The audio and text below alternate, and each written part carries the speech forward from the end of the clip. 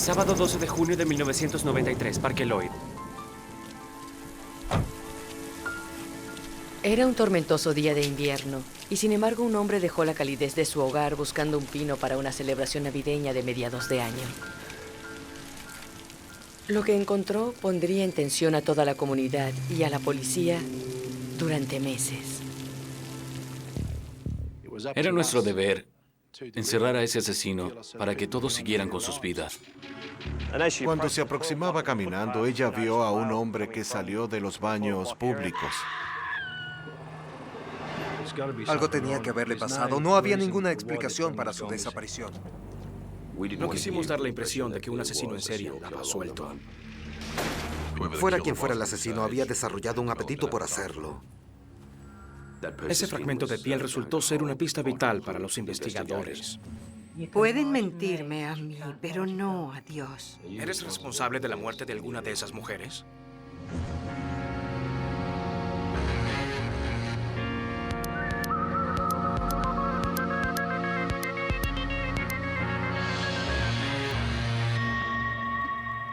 Investigaciones forenses.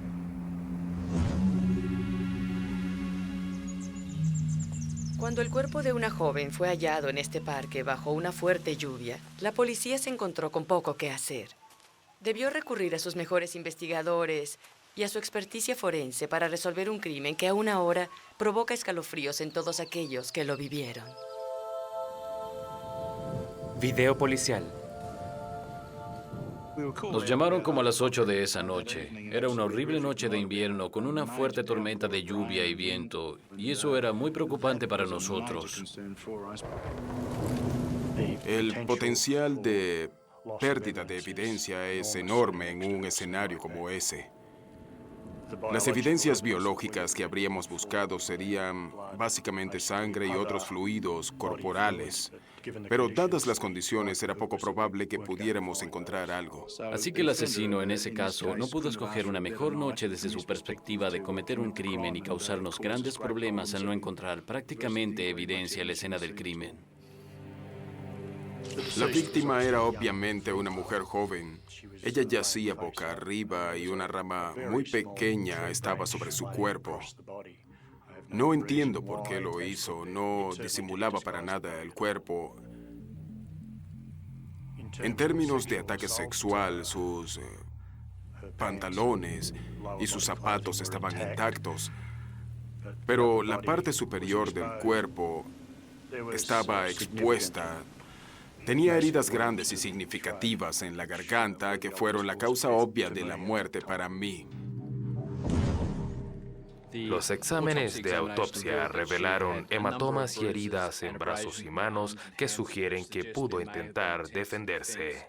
Sin embargo, ninguna herida sugiere que sus brazos y manos estuvieran en contacto con un cuchillo u otro instrumento cortante.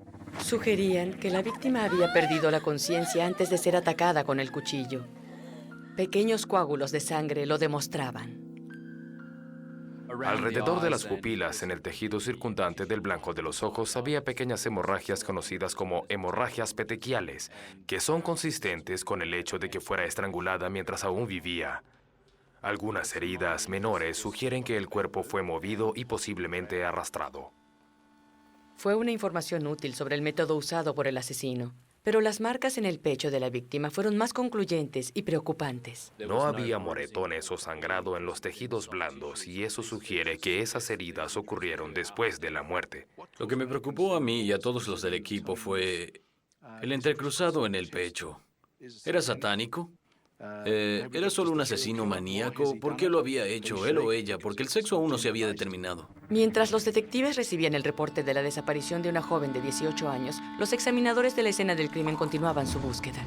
En la mañana siguiente fue mucho mejor. Había dejado de llover y fue mucho más sencillo revisar la escena del crimen.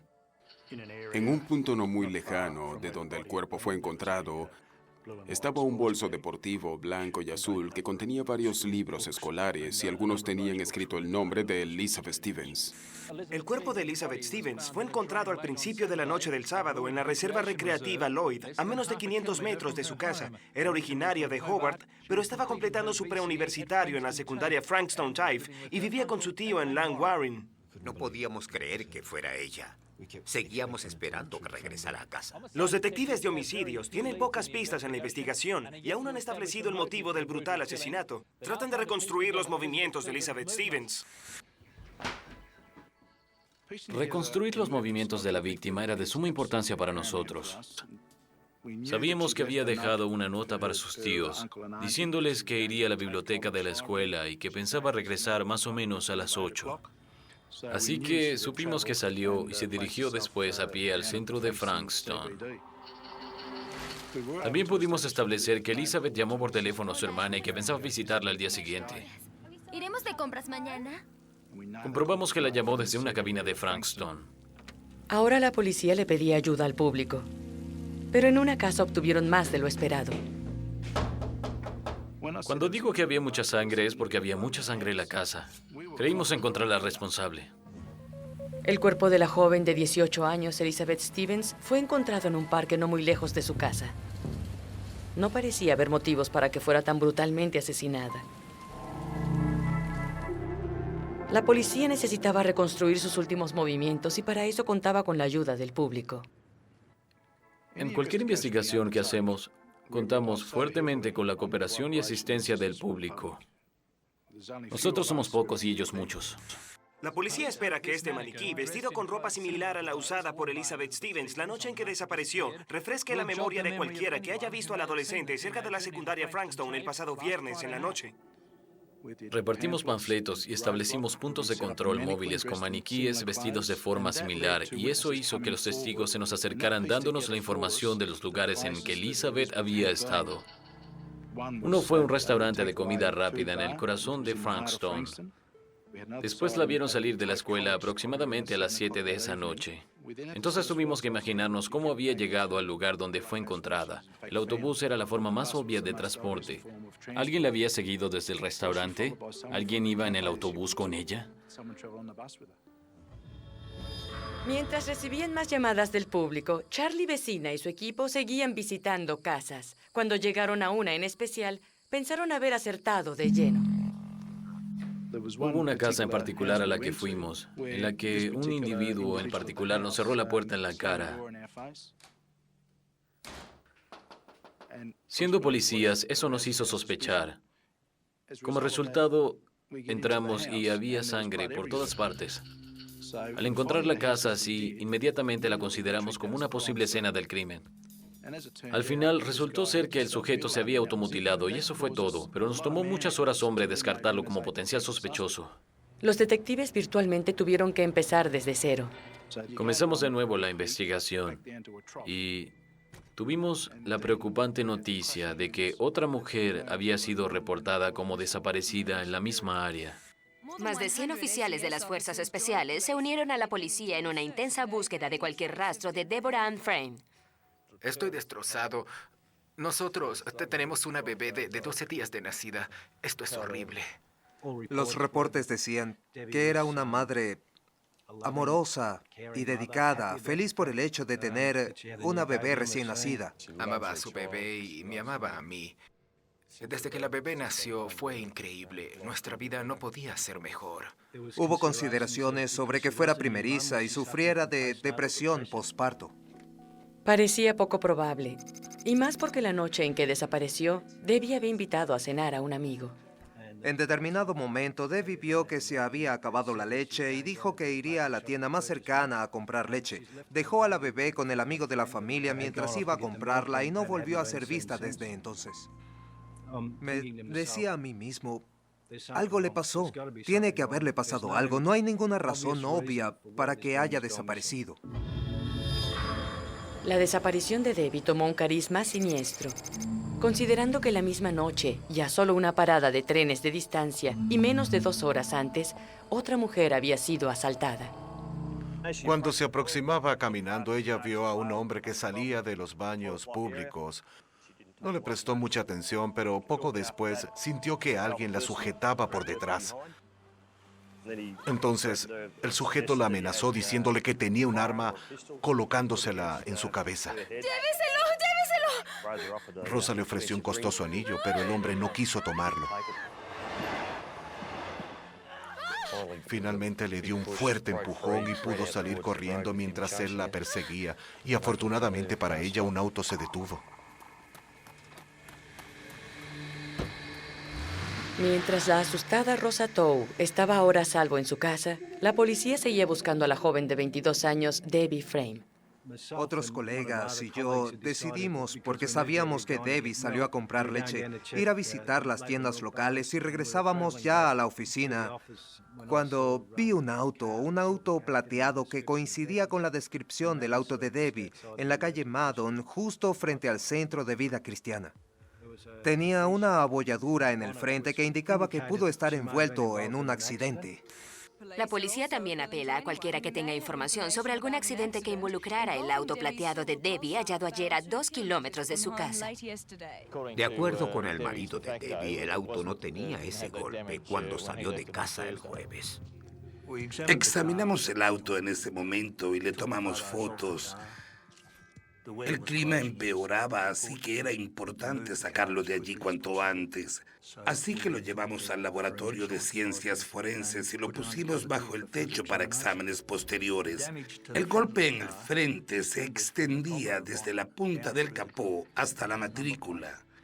Esto me indicaba que había golpeado un objeto erecto, posiblemente una señal de tránsito o una cerca, algo mucho más alto. Para identificar con qué colisionó el auto de Debbie y obtener alguna posible pista de dónde ocurrió, se retiró la matrícula, que tenía una pequeña mancha color naranja, para examinarla.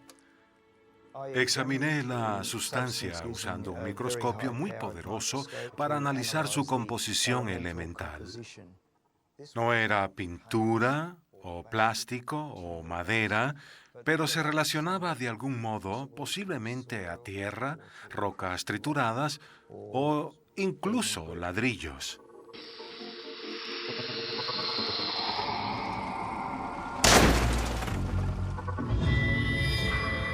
Era muy probable que el auto de Debbie hubiera golpeado una pared de ladrillos.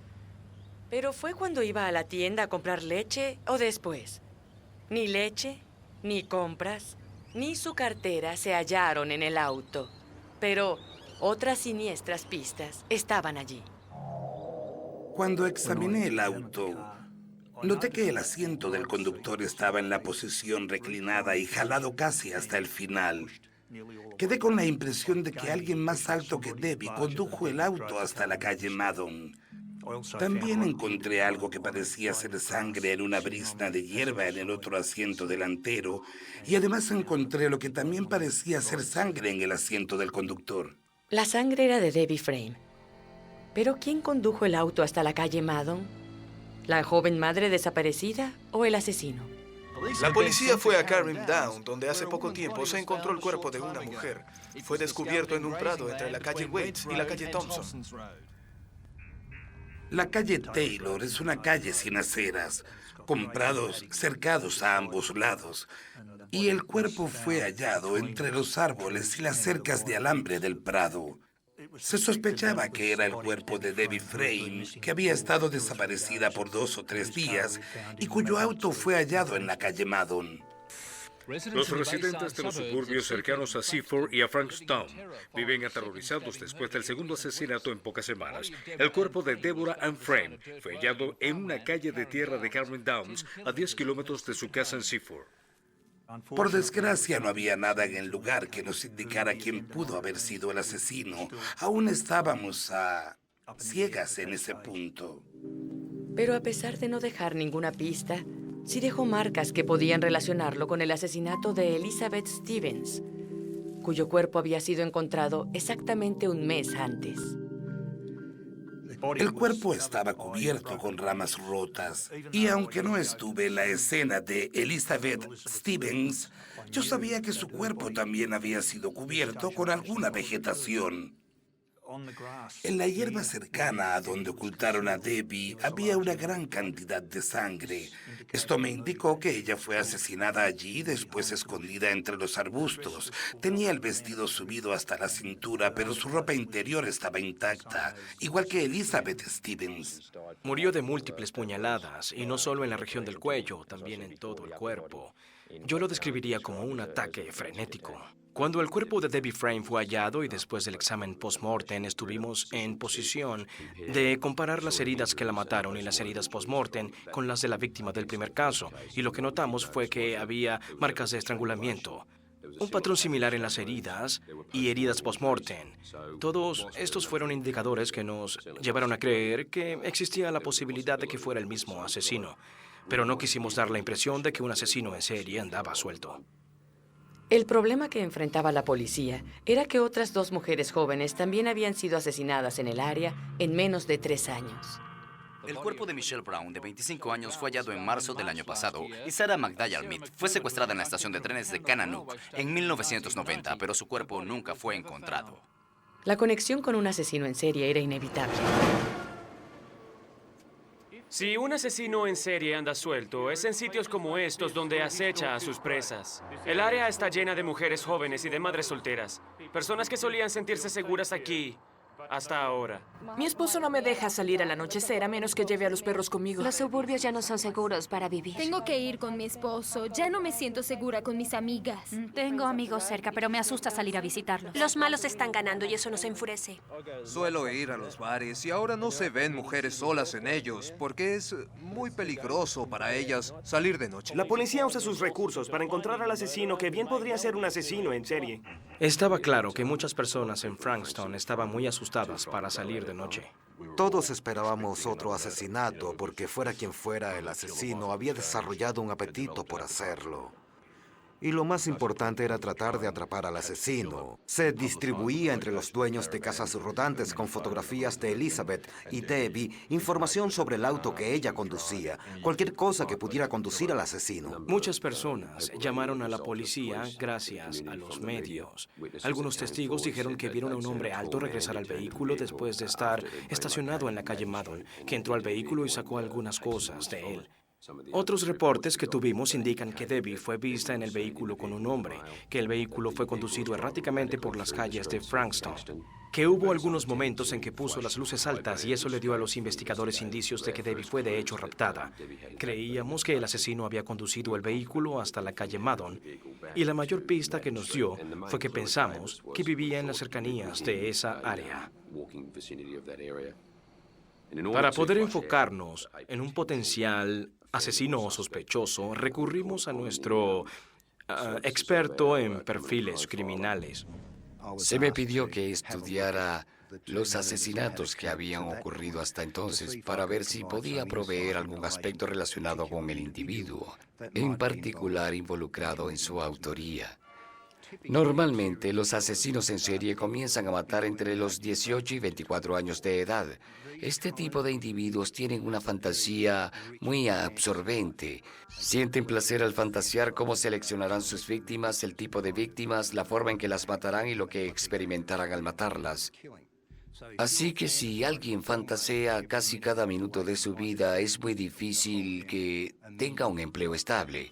Hay suficiente información y suficiente evidencia disponible para concluir que el asesino vive en el área. Nunca cometería un crimen en un área donde no se sintiera cómodo porque se expondría demasiado, no llama la atención y eso es perfecto para él.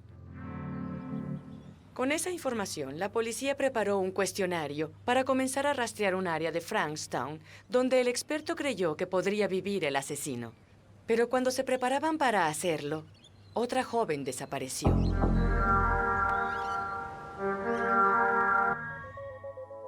En menos de 8 semanas, 2 jóvenes mujeres habían sido asesinadas, ambas de un modo similar y brutal. Ya pocos dudaban que un asesino en serie andaba suelto. La policía tenía pocas pistas, pero habían bombardeado el área con oficiales extras que advertían a los residentes para que fueran cuidadosos, especialmente en la noche. Y ahora, Natalie Russell, una estudiante de 17 años, había desaparecido. Normalmente Natalie iba en bicicleta a la escuela, pero cuando llovía yo misma la llevaba. La dejaba en la escuela y siempre insistía en que me llamara después para llevarla a casa. Pero ella no me llamó, así que solo presumí que fue a Frankstown como solía hacerlo. Pero el autobús de las 6:15 pasó y ella no venía en él. Eso me preocupó un poco. El siguiente autobús pasó un poco después de las 7 y como tampoco venía en él, le dije a Brian, algo le pasó. Cuando fui a la casa y hablé con el matrimonio Russell, recuerdo que la señora Russell estaba muy nerviosa. Nunca dejó de temblar y creo que pensaba que algo terrible podía haberle pasado y todos pensamos lo mismo. Nos entregó una foto de la chica y una descripción completa de lo que vestía, su altura, el color del cabello, y comenzamos a preguntarle si habían llamado a sus amigos, pero nadie la había visto desde las 2:30 cuando dejó la escuela. A lo largo de la calle que conducía a la escuela de Natalie, había un sendero para ciclistas entre dos campos de golf. Un atajo que muchos estudiantes, como Natalie, tomaban para llegar a sus casas. Era el lugar lógico para comenzar la búsqueda. Llegamos a un punto en que había una gran abertura en la cerca, justo al lado de uno de los tubos galvanizados. Lo primero que noté fueron unas manchas de sangre en el tubo. Y cuando caminaba entre los arbustos, vi un bolso escolar como el que suelen llevar los estudiantes. Y cuando lo rodeé, pude ver unas medias negras y un uniforme escolar.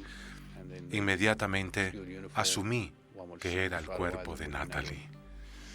Y les dije, ¿es una mujer? Y me dijeron sí. Y les dije, ¿lleva un uniforme escolar? Y me dijeron sí. Y dije, ¿un uniforme del Colegio San Pablo? Y dijeron, no puede ser Natalie, porque Natalie era muy fuerte y no habría dejado que nadie la lastimara o la matara. Puedo decirlo porque lo vi en la escena.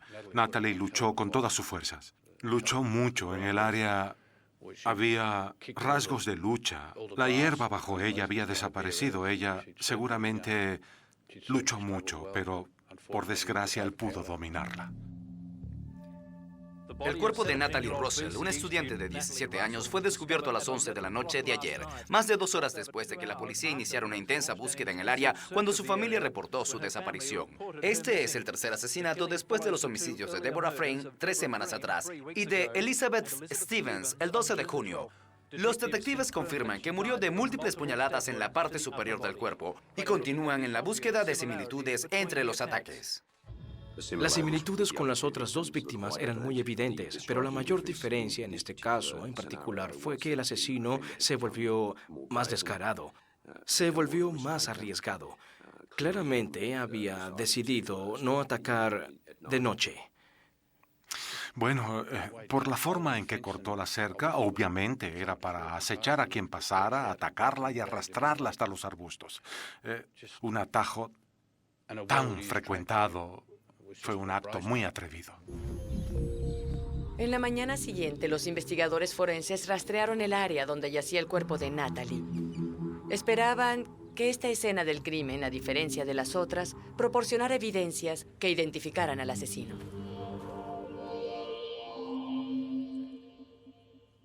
La abertura en la cerca del lado oeste del sendero fue cortada y más adelante había otra abertura también en el lado oeste. Recolecté muestras del alambre que había sido cortado en esas aberturas. El corte era muy significativo porque si encontrábamos la herramienta podríamos compararla con el corte del alambre en la escena. En la abertura que estaba al norte del sendero había manchas de sangre en el tubo galvanizado. La sangre podría ser del asesino, pero también podría ser de Natalie Russell. Junto a esta abertura había un área de arbustos donde yacía el cuerpo de la víctima. Y cerca de su cabeza encontramos un par de tiras de cuero de un tipo de cuero muy delgado, similares a las usadas en binoculares. Estaban manchadas de sangre y si hubieran sido usadas con el propósito de estrangularla, se habrían roto, como parece que sucedió. La autopsia también mostraba pistas positivas. En una herida del cuello se encontró un trozo de piel de 2 centímetros con 7 milímetros por 5 milímetros de ancho. Esa piel fue examinada y tenía rugosidades, sugiriendo que era de la mano. No encontramos ninguna herida equivalente en Natalie Russell. Ese trozo de piel resultó ser una pista vital para los investigadores porque podríamos establecer una comparación de ADN entre el sospechoso y la escena del crimen, un nexo entre Natalie y quien la haya matado. Miembros de las fuerzas especiales y la policía continúan hoy la búsqueda de pistas. Docenas de golfistas tuvieron que regresar ya que la policía cerró los campos de golf, aislando un área que abarca más de 3 kilómetros cuadrados. Ciertamente nos interesa escuchar a cualquiera que haya visto a una persona, a un hombre en particular vagando por los campos de golf. Ese llamado sería atendido por un joven policía recién salido de la academia. Su libreta de anotaciones tendría la pieza faltante del rompecabezas que los detectives necesitaban tan desesperadamente. La pequeña comunidad de Frankstown, a solo 1 hora de Melbourne, era el blanco de un asesino en serie. Era nuestro deber encerrar a ese asesino para que todos siguieran con sus vidas. El experto sugirió que el asesino tenía entre 18 y 24 años, que estaba desempleado y que vivía en la zona. La policía ahora buscaba puerta a puerta en un área en particular donde se creía que vivía el asesino. Más de 150 detectives de casi todos los escuadrones de policía unieron hoy fuerzas en la zona de la bahía para comenzar la operación Pulsar.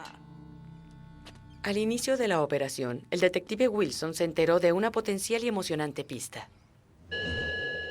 2 jóvenes oficiales vinieron a nuestro centro de operaciones reportando un incidente que habían atendido el día previo, el día en que Natalie Russell desapareció. Recibimos una llamada de la calle Sky en Frankstown por un vehículo sospechoso y cuando llegamos vimos un Toyota Corolla de color amarillo. Estaba en el lado opuesto de la entrada al sendero que usaban Natalie y sus compañeros y fue reportado a la policía por una empleada postal. El viernes, como a las 3 de la tarde, cuando estaba a punto de terminar mi ruta, era la hora de salida de las escuelas y vi un auto sin ninguna matrícula. Había un sujeto en el auto, con los brazos cruzados, y se agachó un poco para tratar de ocultarse detrás del volante, así que continué mi camino hasta la casa de alguien que yo conocía y entré para llamar a la policía.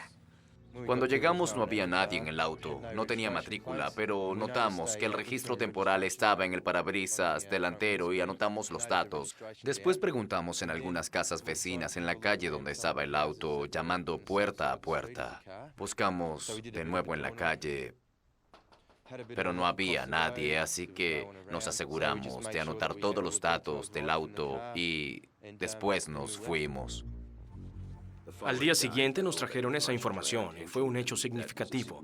Me dejó muy optimista en cuanto a 2 puntos en concreto. Esa persona estaba en el lugar donde ocurrió el asesinato. Así que teníamos un potencial testigo en primer grado. O, por primera vez en la investigación, teníamos un verdadero sospechoso que localizar.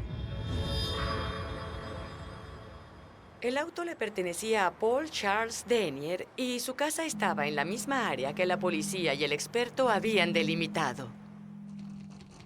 Llamamos a la puerta y Paul nos invitó a entrar. Estaba muy relajado, extremadamente amistoso, dispuesto a responder preguntas. Fue muy cooperador. Noté que tenía varios cortes en los dedos y le pedí a Paul que nos acompañara a la estación de policía de Frankstown. Antes de continuar, debo informarte que no estás obligado a decir o a hacer nada. Todo lo que digas o hagas puede ser usado como evidencia. ¿Entiendes eso? Sí. ¿Cuál es tu edad y fecha de nacimiento? Tengo 21 años de edad. Nací el 14 de abril de 1972. Bien. ¿Eres ciudadano australiano? Sí. ¿Estás empleado actualmente? No, estoy desempleado en este momento. Lo que queremos que hagas, Paul, es que describas lo que hiciste desde ayer en la mañana. Está bien. Me levanté como a 20 para las 8, entre 7:30 y 20 para las 8. A Sharon se le hacía tarde para ir. Durante el interrogatorio de Paul Denier, Paul fue consistente con las respuestas que me había dado en su casa. Había atravesado la circular de Caringal y noté que la temperatura del auto subió a lo más alto y me detuve en la calle En la calle Sky, sí. Justo enfrente del campo de golf. Allí. Sí. Me detuve allí y revisé el motor, el radiador, y noté que se había soltado una manguera. Cuando vi tus manos esta tarde en tu casa, noté varios cortes en tus dedos. Sí. ¿Podrías poner tus manos sobre El escritorio, por favor. Ponlas aquí. Esta herida fue causada por un largo corte. ¿Podrías explicarnos cómo te la causaste y cuándo? Me la causé ayer cuando trabajaba en el auto. ¿Cómo fue que ocurrió eso? El ventilador gira en este sentido. Estaba parado frente al auto. Sí. Así. Gira así y el alternador está aquí. Claro. Y unos alambres pasan por debajo del radiador y por arriba pasa otro, que recientemente puse para las luces. Y cuando metí las manos, el ventilador me cortó. ¿Por qué lo tenías encendido cuando revisabas el radiador? Bueno, no soy mecánico de autos. Mientras Paul Denier contaba los eventos de ese día, la policía registraba su casa. Fui a su casa después de obtener una orden de un juez para registrar todas sus cosas. En la casa, el equipo recolectó cuchillos y varias piezas de ropa. Y del auto, unos binoculares sin tiras. Entre sus muchas y variadas herramientas, había unos alicates. Aumentó nuestro entusiasmo, por así decirlo. Estábamos confiados. No era como el otro que mencioné antes, que nos cerró la puerta en la cara. Creímos tener al sujeto que buscábamos. Para comprobarlo, se llevaron los alicates al laboratorio forense, donde fueron usados para cortar muestras de alambre. Cada par de alicates tiene su único y distintivo borde de corte, como cada persona tiene huellas digitales únicas. Cada desgaste o imperfección que tenga se refleja en las puntas del alambre que corta. Y cuando estas muestras de alambre fueron comparadas por medio del microscopio con las puntas del alambre cortado en el sendero de bicicletas, ambas coincidieron. ¿Estás enterado de lo de la chica asesinada en Frankston? Sí. Ayer en la noche. Sí. ¿Cómo te enteraste? Bueno, vi las patrullas de policía cuando conducía por la calle Sky y las fuerzas especiales. Disculpa, ¿dices que viste a las fuerzas especiales? ¿En la calle Sky? Sí. Cerraron con cinta adhesiva la entrada del sendero. No, sí. Y lo vi a usted. ¿Dices que me viste? Sí, lo vi a usted con otro policía. ¿Y qué estabas haciendo cuando viste eso?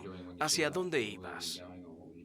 A una venta de repuestos usados. Parecía poder tener una respuesta para cada ocasión, a dónde fue, lo que hizo, y eso levantó mucho más mis sospechas, porque desde mi punto de vista nadie tiene ese tipo de memoria. Y así ocurrió. Sí.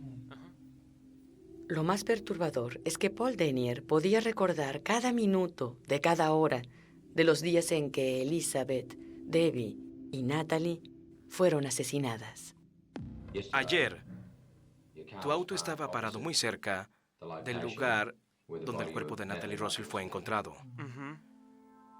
En la noche en que Debbie Frame desapareció, tú caminabas hasta la estación de trenes de Canacut. Perdiste el tren y volviste a casa. Sí. Y la noche en que Elizabeth Stevens desapareció, tú caminabas muy cerca del Parque Lloyd cuando ibas a buscar tu batería. ¿Crees que es pura coincidencia? Sí. Todas esas circunstancias. Sí.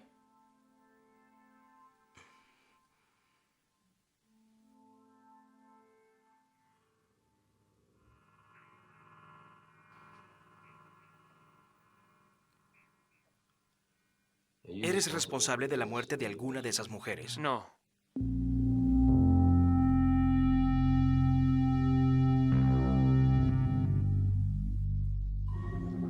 La policía siguió interrogando a su principal sospechoso, Paul Charles Denier.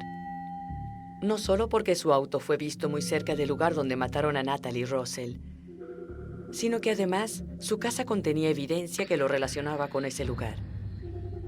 Sus manos también tenían cortes sospechosos. Necesitamos una muestra de sangre para confirmar o descartar tu participación en estos casos. Le pedimos a Paul una muestra de sangre y una de otro tejido para así compararlo con el trozo de piel hallado en el examen post-mortem de Natalie y poder relacionarlo con el asesinato. Bien, vamos a suspender la entrevista por un rato. ¿Deseas tomar algo? ¿Una taza de café? ¿Un vaso de agua? Sí, una taza de café. ¿Cómo lo quieres? Con leche y azúcar. Bien, te lo traigo enseguida. Puedes fumar un cigarrillo si quieres. Sí. En ese momento en particular, mientras estaba ahí, comenzó a entender que las muestras de sangre que le pedimos y el ADN podría inculparlo, y sabía que no creíamos sus historias. ¿Crees que es pura coincidencia? Sí. ¿Todas esas circunstancias? Sí. Creo que sabía que todo había terminado, y mientras esperábamos que los expertos forenses vinieran a tomar varias muestras, el detective Darren O'Loughlin se quedó vigilando a Paul. Darren usaba una cruz que no podía verse, y Paul le preguntó si era cristiano, y la conversación comenzó a partir de eso. ¿Hablaste con el detective O'Loughlin y le dijiste que fuiste el autor del asesinato de las tres mujeres? ¿Es eso correcto? Solo dinos con tus propias palabras, Paul. ¿Qué sucedió en relación con la muerte de Elizabeth Stevens en Langwarrin?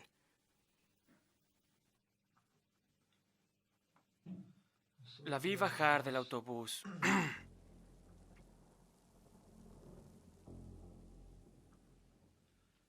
Caminé tras ella.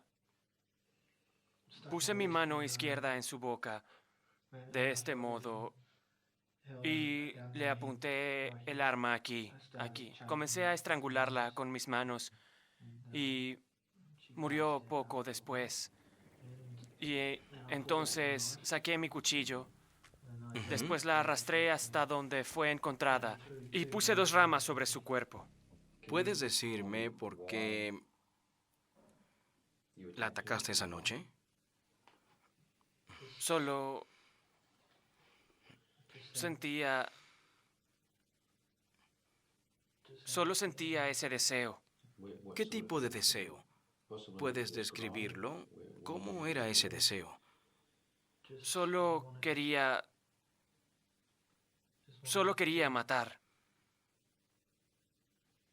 Al tomar la decisión de admitir el crimen, él no quiso quedarse con nada. Como pueden ver, estuvo muy dispuesto a contar todo lo que ocurrió. Sí. ¿Puedes decirnos qué pasó? El auto estaba parado allí. ¿Te refieres al auto de Debbie Frame? Sí, el Pulsar. Exacto. Yo venía caminando por aquí. Sí. La vi bajarse del auto. Sí. Y cuando entró a la tienda, yo me subí al asiento trasero del auto. Y como el auto estaba justamente frente a la tienda, yo podía verla desde el interior del auto. ¿Qué te llevó a elegirla a ella esa noche? Fue el deseo de nuevo. Sí. ¿Y qué pasó entonces? Y entonces salió. Mientras estaba oculto, podía oír sus pasos acercándose al auto. Ella se subió al auto y no me vio atrás.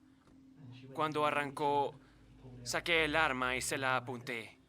No llegó a completar la maniobra y se fue directo a la pared. ¿Dónde la golpeó? Fue aquí. Eso causó la abolladura. Exacto. ¿Se fueron por aquí, por la avenida Kananuk? Sí, en esa dirección. Era completamente ajeno a las circunstancias de lo que ocurrió, como si no le hubiera pasado a él. Lo explicaba como un testigo ocular. Entonces obligó a Debbie a ir a la calle Taylor, donde la estranguló y acuchilló, tal como había hecho con Elizabeth Stevens. La arrastré 1 metro entre los árboles porque estaba junto a la cerca y partí 2 ramas del árbol más cercano para cubrir el cuerpo. Me subí al auto de nuevo y tuve que ajustar el asiento a mi altura porque ella era mucho más pequeña que yo. Y luego volví a la avenida Madon. ¿Por qué a la avenida Madon? No estaba muy cerca o muy lejos de mi casa. La mañana siguiente, tal como describió un testigo, Paul Denier volvió al auto de Debbie a tomar sus compras y su cartera. Quería saber cuál era su nombre y qué contenía su cartera. Entiendo.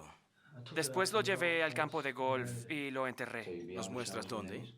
Exacto. ¿Y crees que podrás encontrarla? La encontraré.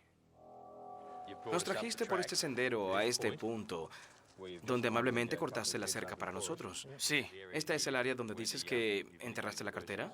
Sí. Se puso a cavar y, bueno, tuvimos que decirle, cálmate, Paul. Si dices que está ahí es porque está ahí, pero cavaba frenéticamente como si pensara que no íbamos a creerle. Debimos traer una pala.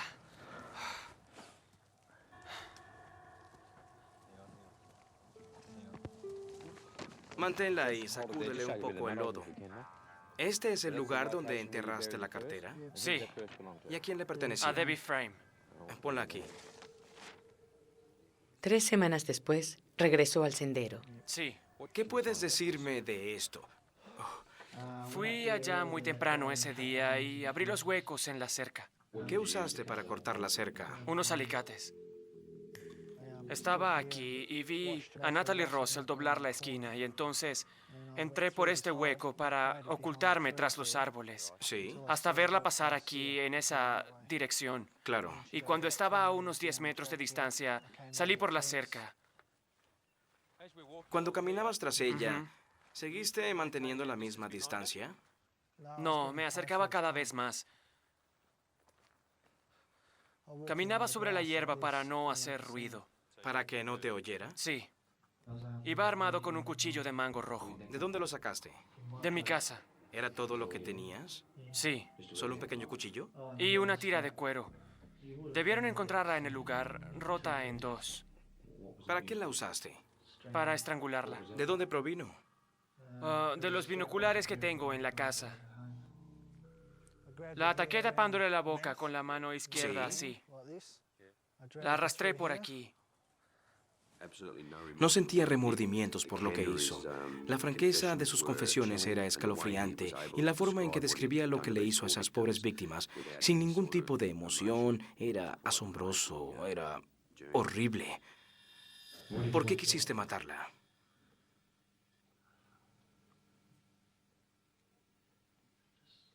Por lo mismo que antes, ¿sabe?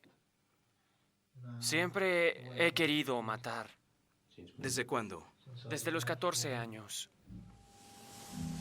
Además de sus insensibles descripciones de los 3 asesinatos, también admitió haber atacado a Rosa Tow la misma noche en que mató a Debbie Frame. ¿Fue unas semanas después de Elizabeth Stevens? Sí. Estaba, como todos los días, aumentando, llegando hasta ese estado. ¿Llevabas contigo la misma arma? La misma arma. Era la misma arma. ¿Fue esta el arma que usaste cuando atacaste a Elizabeth Stevens? Sí, fue esta. ¿Y también con Deborah Frame? Sí. ¿Y también con la mujer de la estación de Seaford? Sí. ¿Y si esa mujer no hubiera escapado, qué le habría pasado? La habría matado. Rosa no fue la única afortunada. He acechado mujeres durante años. ¿En dónde? En Frankstown. Solo esperaba la oportunidad. Sí. Esperaba la señal.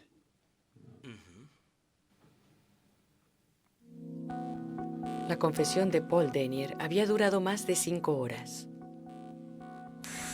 Paul Denier, de 21 años, fue acusado esta mañana en la estación de policía de Frankstown.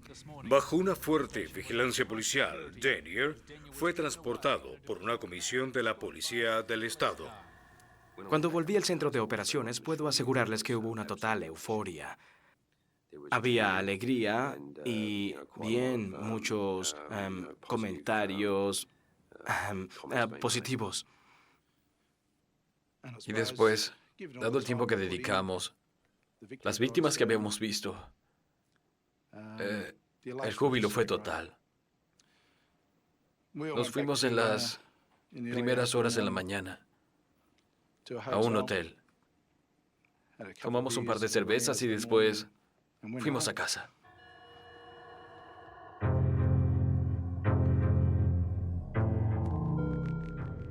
Cuando todo terminó, se levantó, dio unos pasos y me vio. Se quedó ahí viéndome y me dijo, lo siento. Y yo pensé, puedes mentirme a mí, pero no a Dios. En este momento, Paul Denier está tras estas altas paredes bajo máxima seguridad, cumpliendo una sentencia mínima de 30 años. Después de asesinar a 3 jóvenes mujeres y atacar a otra, Denier podría estar en las calles a los 51 años. Sí, eso fue realmente un gran golpe en lo que a nosotros concierne. Que le hiciera eso a esas jóvenes mujeres y el tribunal básicamente le diera solo 30 años por 3 asesinatos. Porque, ¿cuántas veces pasará? Ellos salen y vuelven a hacerlo. No hay forma de evitar que lo hagan. Eso es lo que es un asesino.